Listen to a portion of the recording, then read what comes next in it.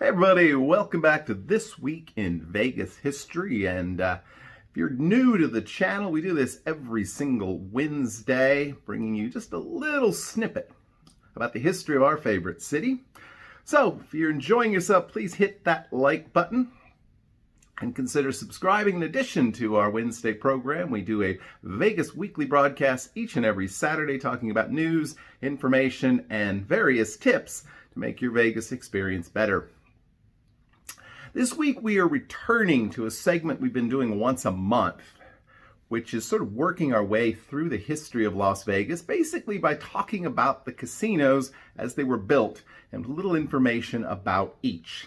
So today we're going to work our way through basically the rest of the 1950s, and as we get to the very end, the very early 1960s, the end of the program, I'm going to talk a little bit about these guys behind us, the Rat Pack. So stay tuned for that.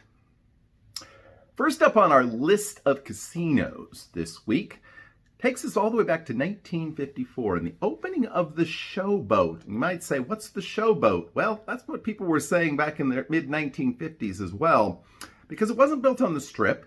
It wasn't built in the downtown area. It was built way out on Boulder Highway, out in the boonies, where no one would ever go, no one would ever live. It did appeal to locals and low rollers with a 49-cent breakfast special. It regularly hosted major professional bowling events. I remember watching them back in the 70s and 80s when I was growing up. The Showboat continued on with some success into the 1990s. It began to lose a lot of its foot traffic to the much expanded and much fancier Las Vegas Strip. 1998, it was acquired by Harrah's along with a couple of other properties. They would move it along again in 2000. The property would change its name to the Castaways, and it suffered a number of financial issues, was finally acquired by Station Casinos, which promptly shut the place down. Curiously enough, from time to time, every couple of years, Station Casinos has a little portable gaming activity. They set up a little trailer, put some slot machines in there on the site of the old Showboat so that people can go in and gamble for a little while. It's required for them to maintain the gambling license, which they acquired along with the property. Little Showboat trivia. There you go.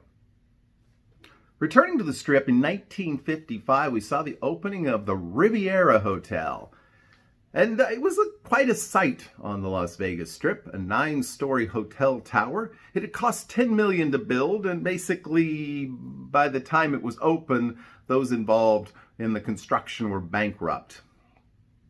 The big act was Liberace, who was made $50,000 a week, an unheard of sum at the time. Of course, mobsters moved in shortly.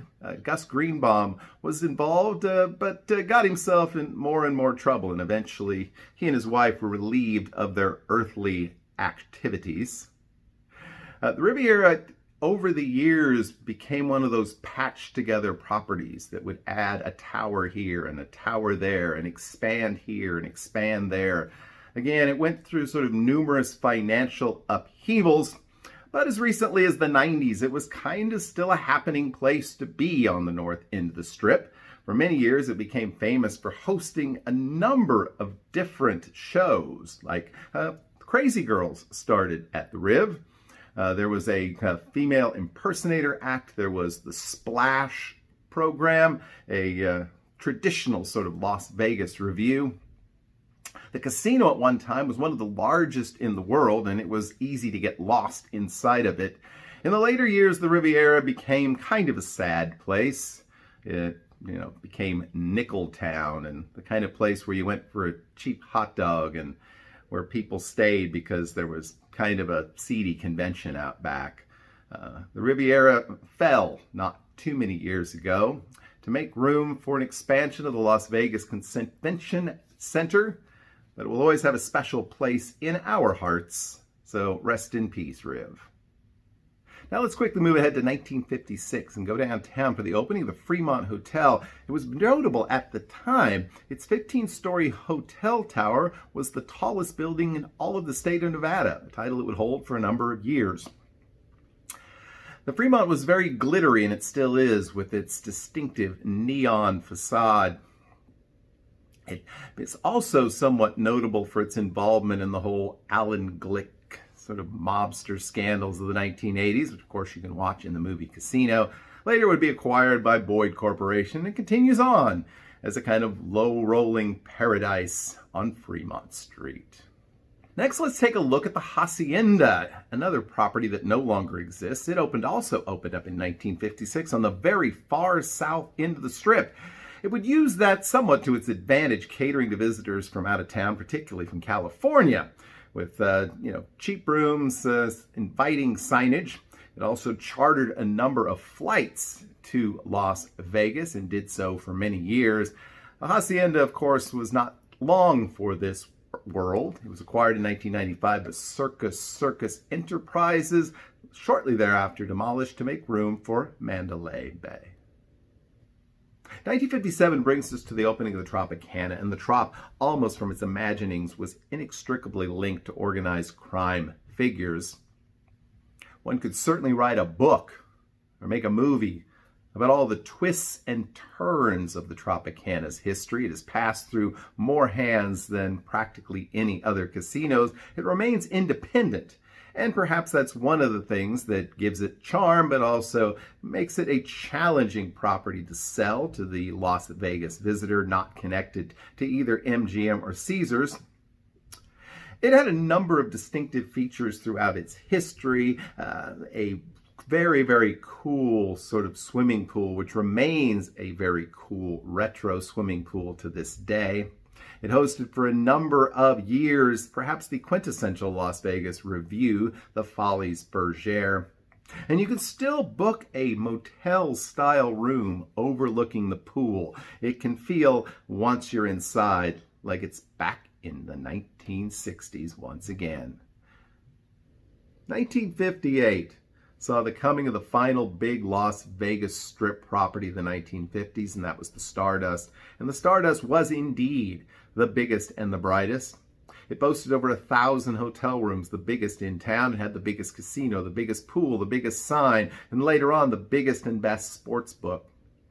It was also arguably the most mobbed up casino, a story that is told in its later days in the movie Casino. Eventually it would be acquired by Boyd Corporation. It would be a very successful property for a number of years. They shut it down and demolished it in the early 2000s to make way for what was going to be Echelon Place. Of course, the economy tanked, and all we saw for many years of Echelon was the skeleton of a hotel tower. Stardust is often remembered by visitors of recent vintage as the property they most wish was still around. I kind of join them on that.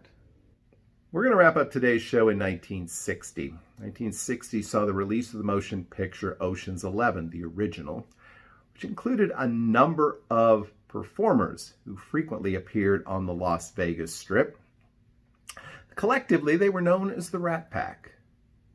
The term Rat Pack goes all the way back to the early 1950s in LA, and the original sort of leader of the Rat Pack was Humphrey Bogart, and included such notables as his wife at the time, Lauren Bacall.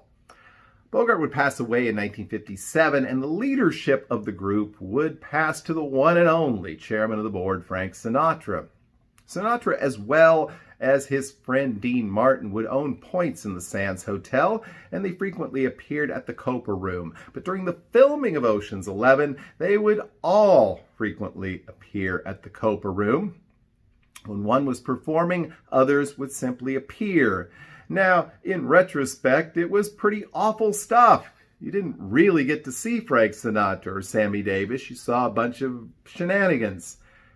But with the onset of television and mass media in the late 50s and early 60s, this kind of activity was now something that people saw on television. Las Vegas became not just a place to go and gamble or relax. It became a place to go and see some of the biggest and best performers in the world. It is a title which the city has retained to this day, the entertainment capital of the world. And you can date it all back to those crazy days in the early 60s with Frank Sinatra, Dean Martin, Sammy Davis Jr., Joey Bishop, and Peter Lawford. The one and only, the original Rat Pack. Hey everybody, thanks so much for joining us again today. I have so much fun just doing the research for these shows. I learn things I didn't know, and I'm able to share them with each and every one of you, and I hope that you enjoy learning a little bit more about Las Vegas. Of course, we'll be back next week and be talking next week about the sort of naked city, that stretch between Fremont Street and the Strip, so you won't want to miss that. And make sure that you join us every Saturday for Vegas Weekly. Hey, do me a favor, hit that like button and make sure you subscribe so you can be back here joining us every single week on This Week in Vegas History. Until next time, I hope you have a historically great week. We will see you soon.